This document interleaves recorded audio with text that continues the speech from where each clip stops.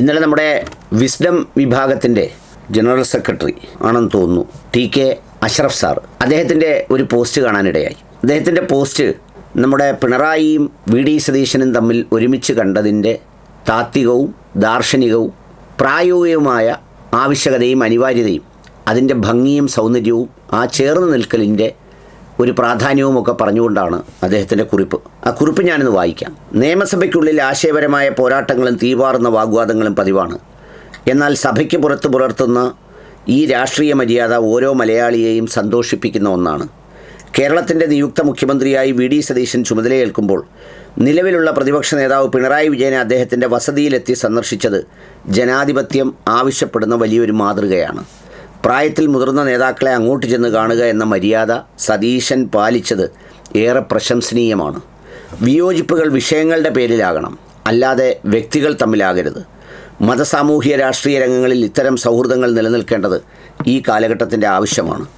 ആരോപണ പ്രത്യാരോപണങ്ങളുമായി സഭയുടെ സമയം കളയാതെ നാടിൻ്റെ വികസനത്തിനായി ക്രിയാത്മകമായി പ്രവർത്തിക്കുന്ന ഒരു പ്രതിപക്ഷത്തെയാണ് നമുക്ക് ആവശ്യം.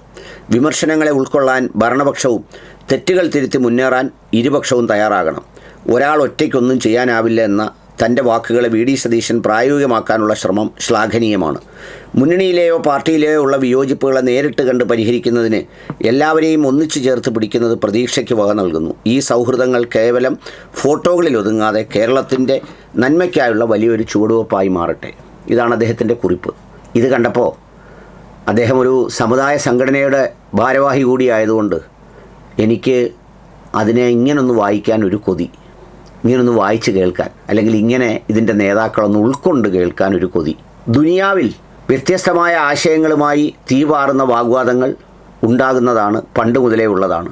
എന്നാൽ ആ വാഗ്വാദങ്ങൾക്കൊക്കെ അപ്പുറത്ത് പ്രവാചകൻ മുന്നോട്ട് വെച്ച ഒരു വലിയ യോജിപ്പിൻ്റെ മര്യാദ, അത് ഓരോ വിശ്വാസിയെയും സന്തോഷിപ്പിക്കുന്ന ഒന്നാണ്. ഈ വിസ്ഡം വിഭാഗത്തിൻ്റെ സെക്രട്ടറിയായ അഷ്റഫ് സാഹിബ് ഇപ്പോൾ അദ്ദേഹവുമായി അദ്ദേഹത്തിൻ്റെ സംഘടനയിൽ വിയോജിക്കുന്നവരും സംഘടനയ്ക്ക് പുറത്ത് വിയോജിക്കുന്നവരുമായ ആളുകളെ, കാന്തപുരം ഉസ്താദിനെ അടക്കം പോയി കണ്ട് തങ്ങൾ ഒരു വിശ്വാസത്തിൻ്റെ ധാരയിലാണുള്ളത് എന്ന് കാണുന്ന ഈ ചിത്രം വളരെ മാതൃകയാണ്. ഒരുപാട് പ്രായത്തിൽ മുതിർന്ന അദ്ദേഹത്തെ അങ്ങോട്ട് ചെന്ന് കാണുക എന്ന മര്യാദ അഷ്റഫ് സാഹിബ് പാലിച്ചത് ഏറെ പ്രശംസനീയമാണ്. വിയോജിപ്പുകൾ വിഷയങ്ങളുടെ പേരിലാകണം, അല്ലാതെ വ്യക്തികളും സംഘടനകളും തമ്മിലുള്ള വലിയ യുദ്ധങ്ങളോ പോരാട്ടമോ വെറുപ്പോ ആയി മാറിക്കൂടാത്തതാണ്. പരസ്പരം അങ്ങോട്ടും ഇങ്ങോട്ടും വളരെ ദുർബലമായ വിരുദ്ധാഭിപ്രായങ്ങൾ പ്രകടിപ്പിച്ച് സമയം കളയാതെ സമുദായത്തിൻ്റെയും സമൂഹത്തിൻ്റെയും വളർച്ചയ്ക്കായി, നന്മയ്ക്കായി ക്രിയാത്മകമായി പ്രവർത്തിക്കുന്ന മുസ്ലിം സംഘടനകളെയാണ് നമുക്കാവശ്യം. വിമർശനങ്ങളെ ഉൾക്കൊള്ളാൻ ഓരോ പക്ഷത്തിനും പരസ്പരമുള്ള തെറ്റുകൾ അങ്ങോട്ടും ഇങ്ങോട്ടും ബോധ്യപ്പെട്ട് ഒരുമിച്ച് മുന്നേറാൻ നമുക്ക് കഴിയണം. ഒരാൾക്കും ഒരാളെയും നരകത്തിലാക്കാനാവില്ല എന്ന അഷ്റഫ് സാറിൻ്റെ ആ വാക്കുകൾ വളരെ ശ്ലാഘനീയമാണ്.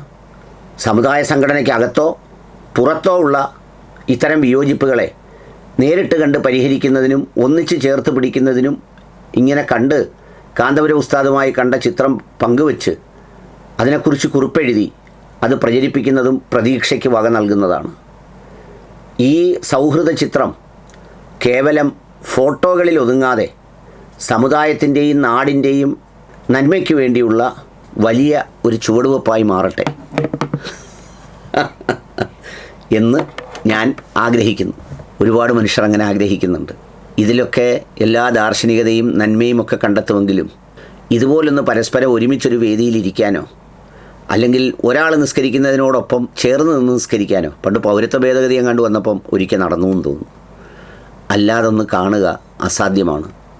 കാന്തപുരം ഉസ്താദിനെ കാണാൻ BJP നേതാക്കൾ സഹിതം ചെല്ലും. പക്ഷേ മുസ്ലിം സമുദായത്തിലെ നേതാക്കൾ ആരൊക്കെ ചെല്ലുമെന്ന് ഞാനങ്ങനെ അധികം കണ്ടിട്ടില്ല.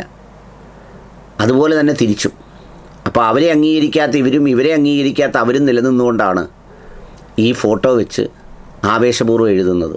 അത് എഴുതുമ്പോഴും അഷ്റഫ് സാറിൻ്റെ ഉള്ളിൽ ഒരു ചെറിയ ആത്മാർത്ഥതയെങ്കിലും ഉണ്ടെങ്കിൽ ഒരു പാരഗ്രാഫ് ഒരു വരിയിലിങ്ങനെ ഓളത്തിൽ പറഞ്ഞു പോവുകയല്ലാതെ ഇതുപോലൊരു പ്രവർത്തനത്തിന് ഞങ്ങളും തുടക്കം കുറിക്കാൻ പോവുകയാണ്. എല്ലാ വ്യത്യസ്ത സംഘടനകളുടെയും നേതാക്കളെ ഞങ്ങൾ അങ്ങോട്ട് പോയി കാണാൻ പോവുകയാണ്, സൗഹൃദം പറയാൻ പോവുകയാണ്. അവരെ സ്വീകരിക്കാനായി ഞങ്ങൾ ഒരുങ്ങിയിരിക്കുകയാണ് എന്നൊക്കെ പറഞ്ഞാൽ എന്തൊരു രസമുണ്ടായിരുന്നു. അതിനു പകരം പള്ളി പിടിച്ചെടുക്കാനും അടിയും വഴക്കും മറ്റവനെ അടിച്ച് തറയിലിടലും അതിൻ്റെ പേരിലുള്ള യുദ്ധവുമൊക്കെ നടത്തിയിട്ട് ഈ വ്യത്യസ്ത രാഷ്ട്രീയക്കാർ ഇങ്ങനെ ഒരുമിച്ചിരുന്നത് എഴുതി രോമാഞ്ചം കൊണ്ടിട്ട് എന്ത് കാര്യമാണുള്ളത്?